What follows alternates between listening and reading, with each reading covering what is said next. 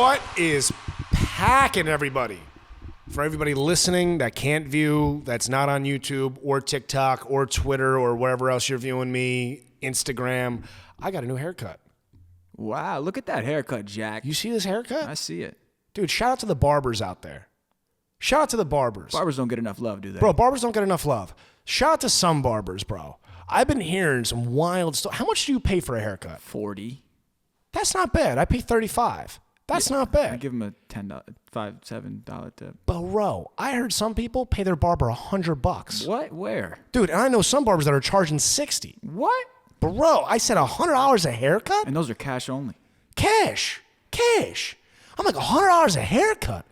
What the fuck this guy do? Jerk you off too? Like, bro, I know guys, they fallen in love for less than $100. Oh, yeah, I hear you. Dude, I know guys that fall in $20 worth of singles in a strip club. They're in love. Am I lying? You're not lying, Jack. I'm not lying. I'm telling truths. Some hard truths. Spitting facts, Jack. Spitting straight facts. But new haircut, new guy. Look at this updo. I look good. I feel good. A good haircut makes you feel and look about 7 pounds lighter. I always say that. Great. Like a good, this is for any female that's listening, like, don't take offense to this, but a good shit and a good haircut, you can't beat. Like, that's better than sex at this stage in life. And now I'm not saying I have bad sex. I have good sex. Sex is great. But nothing beats a good haircut and a good shit. Better believe it. Oh, you feel lighter. Oh, it's just a different feeling. It's a weight off your shoulders. Oh, my God. Well, speaking of looking good, feeling good, and shitting good, the fucking America, we're fucked. I keep saying this over and over again. I feel like we're a broken record. But the drugs have completely taken over our society. I just found out of a new drug. What? It's like a mixture of fentanyl and some sort of cattle tranquilizer. Uh-oh. It's called something. They're doing trends something. I don't even know the name of it. They mix this cattle horse tranquilizer, where the fuck it is, it's a powder. They synthesized this thing, some scientist in a fucking lab like Breaking Bad, and then he mixed this with fentanyl and they sold it to people. And now these people, when they shoot it, I guess they feel euphoric. They feel amazing. They're like, oh my God, I'm walking on Mars right now. But it gives you lesions. What? It gives you these giant boils on your skin. What? And your skin comes off in sheets. You serious, Jack? Dude. First off, fentanyl itself, have you seen a fentanyl addict? I'm sorry to say I have. Bro, their forehead is glued to the concrete. They have these arches in their back where you can see their spinal column and they can't look up. They're constantly on the ground, looking for shit on the ground. I'm like, what are you looking for crack and fentanyl? It's sad, Jack. It's fucking brutal. Their back looks like a candy cane. I'm like, what the fuck is happening here? The fentanyl thing, why are we doing this to each other? Why can't we go back to the good old days, bro? Back to like the 60s, 70s, 80s, where there's nothing but fucking weed, mushrooms, and cocaine. And everything was pure. Everybody had a good time. You saw people back in the 60s. It was fucking bumps, disco, and a little ganja at the end of the night to get weird. That's what it was about, you know? Good old days, Jack. The good old days, 80s, big hair, everyone ran around. Some guys started wearing a little makeup like Prince and with all that weird shit, but everyone's doing coke and happy, so no one really cares. Hey, as long as he did coke, he's cool. And it was a cool thing, Then the 90s hit and it all... I'm trying to think, when did drugs take a turn? When did it all go downhill? Was it Pulp Fiction with the heroin making it cool? Was it when Kurt Cobain took his big toe and kicked that trigger and fucking blew the load? And then everybody was on heroin. It was like Seattle grunge rock. I hate my father. Give me the needle. When did that become a thing? Everyone wants to nod out in the backseat of their, friend's mom's car in the third row and everyone thinks they're just sleeping, but really a certain someone can't get over something that happened 10 years ago and now they choose to just live in a haze of emotional despair and heroin. It's an epidemic, Jack. And that's what I'm saying. As a society, for us to get away from heroin to move on to something even more stronger. And the thing was even the pills were an upper in my thing because you're not shooting a fucking needle in your neck, okay? That's why. Like a pill, you swallow the thing like an Advil. They're like, oh, here's an Oxycontin. Like, here's that. Like, you got a migraine, here's Oxycontin. Those you are still drink synthetic heroin, Jack. I know it's synthetic heroin, but at least it had some sort of class. At least you're not walking around with a fucking supermodel on the runway with a giant needle hanging out of her fucking toes. Jesus, Jack. Any drug that makes you want to jab a syringe in your fucking neck or in your fucking toes, it's bad. It's bad. It's bad. It's bad, Jack. And the fentanyl makes these people's spines curve to the point where they're like, they have a magnet that's on their head and like the pavement has another magnet that just sucks them the fuck down. Oh, no. It's bad. I just saw this not too long ago. I'm like, what the fuck are we doing as a society? And the kick in the ass is, how are they getting drugs? We're like, how are all the homeless getting these drugs? What are they doing? Like, what's going on? It's easy. They know how to work the system. And I'm jealous. I saw this homeless guy walk in with food stamps. And I'm not going to say homeless because this guy gave a bad name to homeless people. I know homeless people. The real homeless people of the Northeast up in Maine, that's a whole other story. Those are seasoned vets up there. Okay, those people, they have class. They have dogs that are trained, they play, and they put their little guitar case out and they collect money. I saw one guy walk out with a stack of hundreds. Dude, I'm not talking about hundreds. Busking. One day, full nylon gear. I mean, this fucker's ready for the winter, That's real homeless. Right. That guy's a professional. Right. No, these drug addicts know how to work the system. It's a shame. This guy walks into a grocery store, takes his food stamps, buys like 37 cases of water, bro, like as much water that his feeble arms could lift and put in the shopping cart, goes outside and takes a pocket knife and cuts every fucking bottle open, bro. Pours the water out right on the sidewalk. He goes back in to the bottle return, every single bottle, 5 cents, 5 cents, 5 cents, 5 cents, gets all the money back. And then I see this guy go down the street and buy fucking more drugs. He's suffering, Jack. It's happening every day of the week, bro. You want confidence, like I say all the time. You want confidence? You got problems? Call a therapist, okay? That's not problems. That guy's smart enough to work around his problems, bro. That guy is addicted. And you know what you got to do with addiction? You got to hit rock bottom. And it's sad to say, you got to hit rock bottom. You yourself have to look in the mirror and say, fuck, I'm missing 7 teeth. I got a fucking lesion on the side of my temple. I have a fucking needle hanging out of my fucking jugular right now. It can't get any lower. It can't get any lower. And you need to make a life change. That's what it's about. Okay, that's America. Like, it's nuts. It's nuts. Can you imagine living in another country? No country in the modern world, in the updated world. I'm not talking about third world. I'm talking about first world problems. No first world country allows this. They don't. They don't allow it. Europeans look at these people, they call them gypsies. They don't even have drug addicts over there because they have mental institutions. You want to be crazy?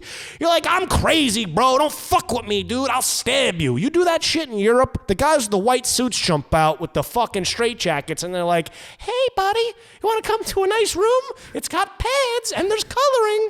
And the guy's like, nobody wants to be crazy in Europe. You get put away in a fucking home. Like an animal, like at the zoo. And then they walk people by to go, look at that guy, $5. That's what they do in Europe. They need help, Jack. They need to bring it back here in America. You know what we had? We had pure cocaine and mental institutions, 60s, 70s, 80s. In the 90s, Kurt Cobain blew the load. Soon as his toe went on that trigger, bang, everybody had sympathy for Seattle. Everyone's like, Seattle's the greatest world ever. Poor Kurt Cobain. Shoot heroin, listen to grunge. Fuck the dads. They suck. Fuck them all. That's what happened. And it was a fucking tragedy. It was a tragedy. That was the beginning to the end. If you want to know how we got here, that's how we got here. But now we need to figure out how to get out. How to get out. Easy. Here's what we do. We need to let everybody hit rock bottom as America. Cut the funding. Cut the whole fucking funding for all of it. I know this is harsh. I know people are like, well, there's families that depend on this and the children. And fuck them all. No one cared during the pandemic. These kids don't give a fuck about you. This is the toughest thing, the best thing for us. Get rid of all government assistance. Get rid of them. They'll figure it out. They have to. They have no choice.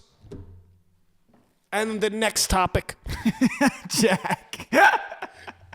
That has been living rent-free in my mind. Yo. Besides where we went wrong with the heroin epidemic and opioids, the thing that's been living rent-free, and I think a lot of people's minds, But right now, in time, we don't know the verdict. I'll be up front. I don't know. I have no insider information. I've tried. I made my phone calls down to the southern states. No one is giving out any info. It is a tight-lip operation those Southerners run. Okay, reminds me of like old school New York mafia. There's a Southern code down there. I don't know what it's about. The topic that's been living rent-free in my mind and a lot of people's minds. What is it? The Murdaugh murders. Am I saying them right? Oh, yeah. The Murdaugh murders? But I think down there they say Murdaugh, Murdaugh, but it's Murdaugh. because it's Southern. Right. We're New York. I know real Irish. Murdaugh. Right. Murdaugh down there, because it's proper, like Matlock. You know? Fucking, I don't know what guess that's about. so. It's like a Southern code, like a Southern gentleman thing. Meanwhile, they're redheads. And it I hit didn't Netflix, know. right? It I hit- didn't know there were redheads south of like Jersey. I didn't know that was a thing. I didn't know it was possible. I feel like redheaded people need some sort of like winter, you know? Like the snow brings the paleness of the skin and the fiery red hair out. I didn't know the redheads existed south of Jersey. I didn't know that was a thing.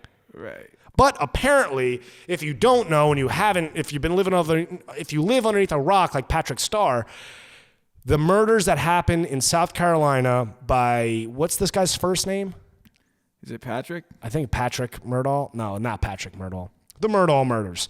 There's a family, wife, son, murdered. Shotguns outside of their kennel in the woods in the Carolinas. Now there's suspects. One suspect that's on trial right now fighting for his life is the father. The father, he has a interesting backstory. He is a lawyer that embezzled a ton of money from people. Now, the embezzlements are out of control because I've watched the guy admit to what he stole. Did you hear how he stole $180,000 from his friend? Oh, I heard about it, Jack. His friend got in a car accident, was completely paralyzed from the waist down, and won a settlement case up to $300,000. He then told his friend, "Give me $180,000 to invest in a building out in the woods that his friend that can't walk can't go to." He takes the $180,000, gives this guy 6 payments, 6 months worth of payments. Then he tells him the building caught on fire. It's a horrible fire, man. We lost everything. No, all your investment money's gone. So now his friend has no legs, no money, and Murdaugh tells him that his investment is done, gone. Alec Murdaugh. Alec Murdaugh. Okay, here's where I stand with Alec Murdaugh. So his son ran over a girl. She was 19 years old. The son that died, that was shot, ran over a 19-year-old girl that fell off the back of his boat in a boating accident. She died. It was a big thing, especially down there with the Southerners. What started it all, right? That's what kicked this whole thing off. And now the house of cards starts to fall. With this murder, this big-time lawyer father gets his son off. It was a lot of money, a lot of backroom handshakes, a lot of, Southern comfort. So they get him off. Now the eyes are on this guy. They're like, how did he get his son off? This guy's, he's a murderer. He's a murderer. How did he let his kid walk? And they're like, oh, it's because his dad paid everybody off. And on top of it, used the law firm's money, which they traced back to him. And it wasn't 2 years later that... Well, amidst all the shenanigans and the paparazzi of Southern, South Carolina, whatever that news cycle looks like, he decides that, fuck it, this is all too much for him to handle. He's going to stage his own suicide. But he can't do it himself, because he's a Southern God-fearing Christian, and suicide's a sin. So what does he do? He hires a hitman to kill himself, to kill him. So his family gets the insurance, and he's completely out of this entire Ponzi scheme. The hitman doesn't do it, rats this guy out, which comes out in the trial, and he's up on trial now crying about how he didn't have the balls to kill himself. He wanted to hire this guy, but even though he tried to hire a hitman, he lied about stealing money from a crippled friend, and he embezzled all the money from the law firm to get his son off a murder case. He's really telling the truth. He didn't kill his wife or son. He didn't shoot them in the face, almost point blank with a shotgun. He didn't do that. When the cops arrived at the scene, they pulled him aside and he lied. He said he was out. Taking care of his parents. Taking care of his parents. Meanwhile, the phone was there. They had the cell phone ping towers, the location he was there. So, here's where it gets interesting. Here's where my mind is living rent-free. the forensic scientists, I hope I'm saying that right, forensic scientists, right? The forensic crime people. Of course. The, NCIS, the one where you're like, he did it in the laboratory with a candlestick, and they're like, no, there's no residue. Where's the semen? There's no semen. Those people, they went on trial. The semen people, they have a big bank of semen. I don't know where it is, but ever since SVU, I always wondered, like, how much semen do they have? Like, how do they get all this semen to trace? Like, it's crazy. That's the first thing I think of. Anytime I got a parking ticket, I'm like, I can't leave semen here. It's bad. So the semen people get up on trial. And they're like, it's impossible. There must have been two shooters. One is 6'4", one's 5'2". The angle, the trajectory of the bullet doesn't hit the temple properly. And I'm like, okay, these people are convincing.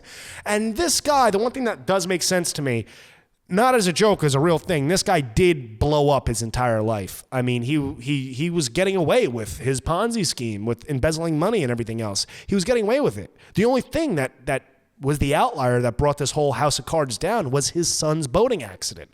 So he went through all this stuff. He got his son off. Why kill him? You gave up your whole life. Why go at the end of it to go kill the guy? You're already in the clear. You know what? You're out at the kennel. You're in the woods. You're in the cabin. The wife's safe. The son's safe. Right. Why kill the two of them now? It's because they were accustomed to murder. What about those two other mysterious murders, Jack? Well, the housekeeper that fell down the steps. And who's the other one, too? it was the schoolmate of the older son who got ran over mysteriously in the middle of the road. That's what it was. I knew someone got hit by a car. I didn't know if it was a schoolmate And they or the accused him of mailman having or the Amazon delivery guy that was supposedly having sex with the wife. They I'm not accused too him sure. of. They accused this boy of having sex with the older son. He said, And he let ended the up boy dead. watch. That's what he said. He said, let the boy watch. That's what he said. Those Southerners are fucking crazy. Mm-hmm. But the two things that stuck in my mind about this entire trial, right? The two things that stand out to me the most is, one, Nancy Grace is still alive. What? Nancy Grace, the Southern woman that the husband always did it in the murders. Yeah. I didn't know she was alive. I thought she was like a hologram. She's alive. She's all over this. This is in her fucking wheelhouse. I've been waking up with her on as like a background noise, like on the cable box, You whatever. serious, Jack? Bro, I can't get away from this woman. She's everywhere about this murder trial, and her opinions constantly vary and change. It depends on who asks her the question. Give me your Nancy Grace. Come on. Oh, Nancy Grace, she's like, she goes on about, they're like, the last thing I woke up with the other morning. Yeah. She goes, Alex Murdaugh murdered his wife and his child in cold blood, and I know it. And they're like, well, Nancy, how do you know it? She's like, 'cause Hamden, South Carolina is 37 minutes away from my home, okay? And when I drive down there to get Krispy Kremes, I know where the shotgun store is. So that means he murdered him. And they're like, but Nancy, that has nothing to do with anything. She's like, let me tell you something. 34 years as a prosecuting attorney in the great state of Georgia and South Carolina, I know a guilty man when I see one. And let me tell you something. A white cis Southerner with blood on his hands will hang. And they're like, Yo. okay, Nancy. And Nancy is like, Jack. out of left. She's fucking nuts. No one knows what Nancy's saying. Nancy Grace is out of control, bro. Yeah, out of control. And now, as soon as they said the forensic scientist people with the big bank of semen were like, hey, there's two shooters. Nancy Grace comes back and she's like, the evidence that I didn't know about prior to my comments was infactual, but now that we know more of the case and trial, I say that there were two shooters, maybe, or he had four legs. Allegedly. Either way, he was either very quick or he had another accomplice. So my thing is, where was Colonel Sanders? Was he there? Was he the accomplice? Because KFC is addictive and delicious, and Colonel Sanders will hang. And you're like, okay, Nancy, thank you so much. I can't believe she's still going. I can't believe, but she gives me life. Nancy Grace ranting about Southern murders gives me life. I'm here for it. That's what we need as a society. Less fentanyl, more Nancy Grace murder opinions. And we're here for you, Jack. We're here. That's for what you. I want. I want Nancy Grace murder analysis. That's what we need as a society to save us. That's what's going to save us. That was good, bro. Nancy Grace is going to save us as a society. We need more Nancy Grace Southern murder analysis and less fentanyl. But the two things that this trial really showed me was, one, Nancy Grace is still alive, and two, never trust a lawyer. This guy was a lawyer. This guy embezzled. He embezzled from his friends that fell on hard times, and he covered up murders for his family. I mean, I would do the same, but I'm not a lawyer. So it makes it wrong for him too. So as I leave you on this note, Nancy Grace, the Murdaugh murders, the fentanyl, we're all fucked. Hopefully by the next episode, nuclear war hasn't broken out.